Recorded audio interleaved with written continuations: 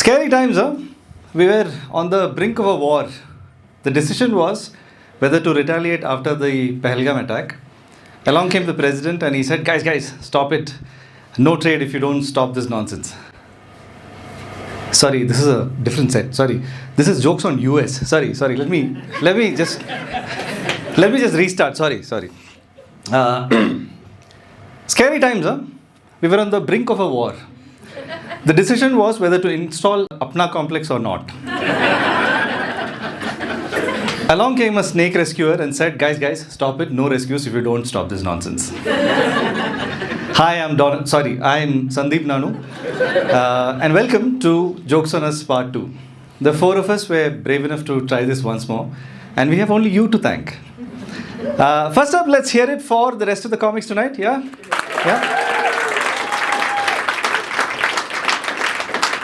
Give it up for Brikesh. Professionally, he works very closely and fights for air pollution. But among most people that I know, he takes the maximum number of flights. I know this for a fact because I print all his flight tickets. He cleans air by taking maximum number of flights and killing trees. He's also very active in the stray love group. Ironically, if his dog Sushi stays just a little bit off leash, he gets no love. His wife is Neha, and they are both absolute horror fans. Horror movie fans. Sorry. Give it up for Sridevi. So first act of the evening. Yeah. I have to give myself some credit for introducing her to stand-up comedy. My issue is, as you have seen, that she does not write down her content. As late as yesterday afternoon, she's right? Why would she? Because in the previous edition of Jokes on Us, she used words for 5 minutes and sound effects for 10. I also have to give myself some credit for introducing her to snake rescues. Right now, she's very comfortable with non-venomous ones. Snakes. I mean. My issue is that she treats almost all of the species the same way.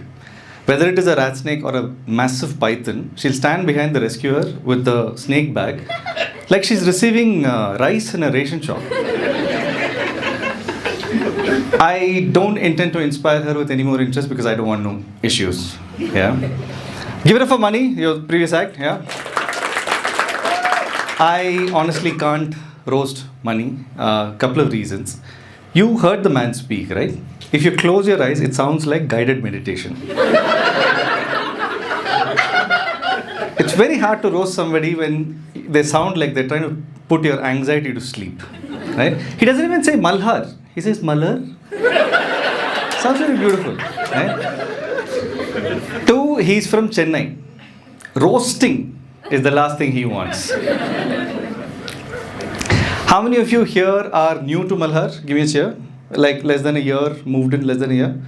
Few of you. I hope you guys are taking down notes. This is like an induction session for you. Veterans who've been here for over 5 years, give me a cheer. Oh, thank you so much for tonight's content. As you're well aware, tonight's content is all about Malhar. Some of you will laugh. Some of you will get offended. And may want to even just stare at us for 60 minutes straight.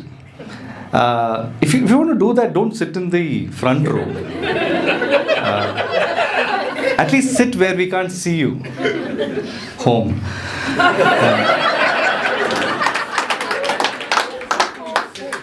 Point being that this is a comedy show. These are just jokes.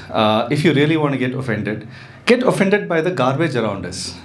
No, not the WhatsApp group messages. The real one, right? The ones that we drive past every day and pretend like it doesn't exist. You guys know what I'm talking about, right? Which is your favorite? Is it the never say die garbage of Dodbele? Or is it the ultimate garbage of Anchepalya? You know, the garbage at Anchepalya is so legendary, all it lacks is a Google review now.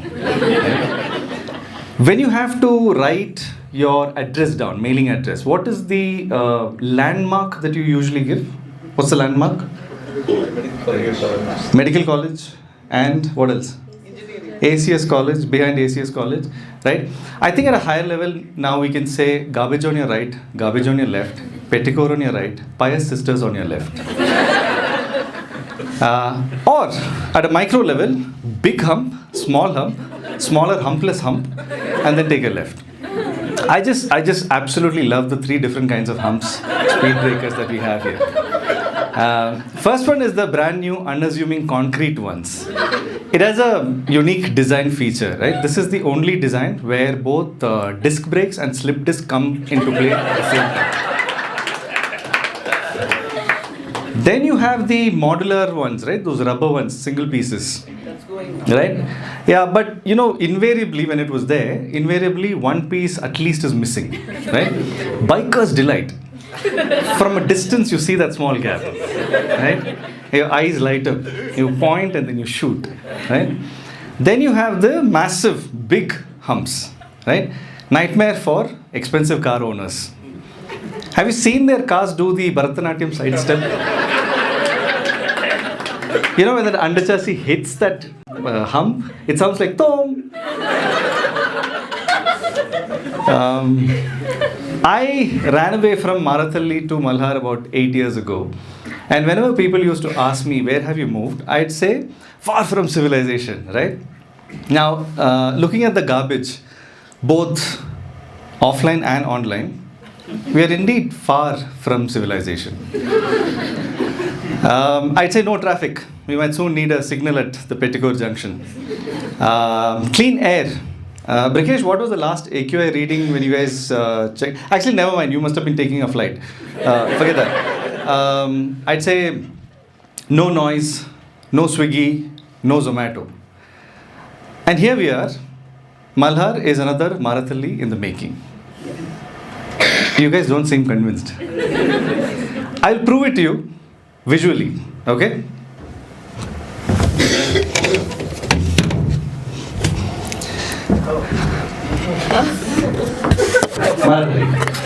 Too many letters. Let's try and get rid of some of the repeat letters. Okay, so there's this extra A, extra H, another A, another L. What else is Marathalli famous for other than its traffic?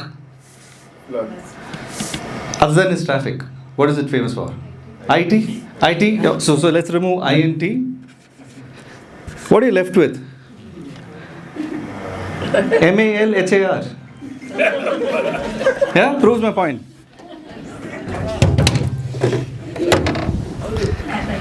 Did that visual clue work? Yeah? Okay. See, from the outside, Malhar looks like a dream. A utopia of harmony, sustainability, friendly neighbors exchanging composting tips. But if you lift the curtain, you have enough drama to shoot an entire season of Desperate Housewives. Maybe one episode from Game of Thrones. And one scene from Breaking Bad. After living here for about 8 years now, I feel like I live in two Malhars. But before I get to that, I just want to tell you that my jokes are not personal and it is not intended at anybody specific, right? Having said that, at any point, should you stop and be like, is this me he's referring to? Just ignore that thought. Let that thought pass. Worst of all, don't raise your hand and say it's me. Okay? My jokes are always masked. I must also tell you that I live in Footprints and I'm also in the WhatsApp community group of Medley. So you know where most of my inspiration is coming from. Footprints has come a long way from discussing shouldn't tenants be paying more maintenance to can our security guards be converted into artists. Have you guys seen their work? It's amazing. It's so good. It's so good that I'm actually worried for our resident artists. They shouldn't get insecurity by our security.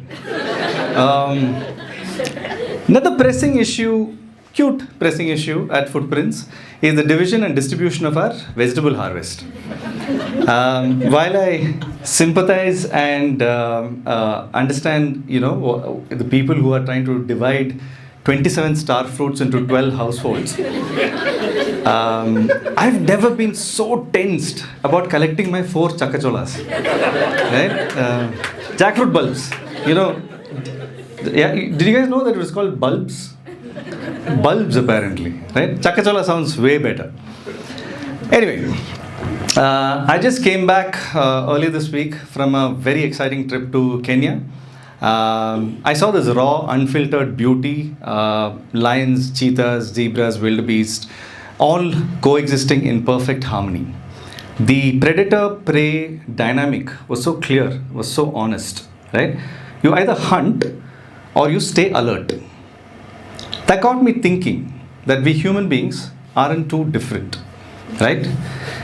Some days you are the prey, some days you are the RWA secretary.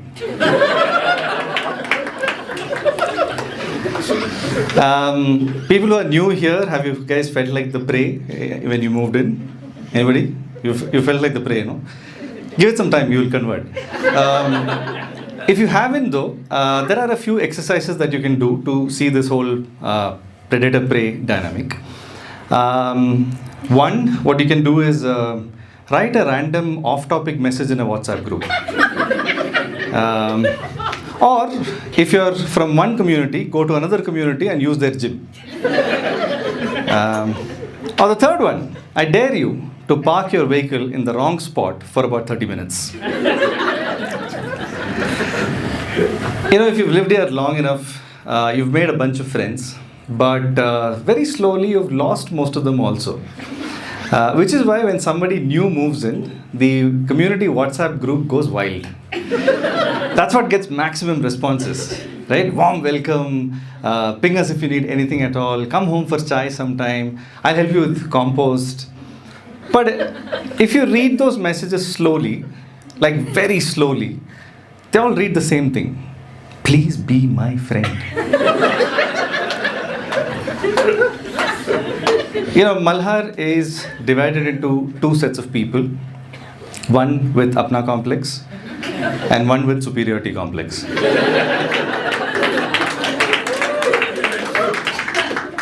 The Malhar of philosophy and the Malhar of practicality. The Malhar of sustainability and the Malhar of abundance. We claim to be this one big family, neatly divided into communities such as footprints, mosaic, patterns, resonance, medley, and so on, with its own individual groups and rules. You have subgroups, you have interest groups, you have dog lovers group, you have dog haters group, you have people who hate the dog haters group. At this point, if Rishabhavati catches fire and threatens to enter our home, the first response won't be of evacuation. It'll be, can someone create a group for this? We grow our own spinach, but we order lemons from Instamart. We either love dogs or we hate them. There is no in between, right? It's literally my own child. Dog owners, I'm sorry. Dog parents, give me a cheer. Give me a bark at least. Okay. And I was at one such household the other day and having a drink. At one point, they let their baby, lick their glass while they were drinking. Okay. I was a little uncomfortable. So I was like, isn't that unhygienic? And they were like, I just gave him a bath. And he's very clean, right? I was like, that's all right. But I just saw him lick his balls 30 seconds back. I don't know who got more offended, the owner or the dog. Because the dog looked at me. I'm sure he said this to me. He said, moron, I don't have balls. My parents snipped it.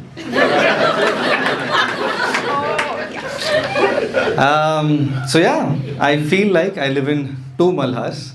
The one that I dreamed of and the one that made me mute, exit, archive almost all WhatsApp groups. Except one, you know which one. But between the contradictions and the community conspiracies, between the chaos and the chirping sunbirds, between the WhatsApp wars and wildlife rescues, I still think there is a Malhar worth holding on to, right? Thank you. I didn't think that was going to get an applause. The Malhar that gave me new friends, the Malhar that nudged me into bird photography, the Malhar that pulled me into this beautiful space called Koota, and the Malhar that casually volunteered me for snake rescues without asking, and the Malhar which has given me so much content that I could have ever written, right? That's why I'm here. I'm still here, right? Still chasing birds, still rescuing snakes, still dodging WhatsApp drama, and tonight still standing here trying to make you laugh. But tomorrow, I'm going to go back to the real Malhar, where I'll fight for my 4 chakacholas and pretend like I won a lottery. And lastly, guys, if any of this content offended you in any way, right, please don't tell me. Just create a WhatsApp group and discuss it there. I'll get the screenshot. That's been my time. Thank you. Thank you.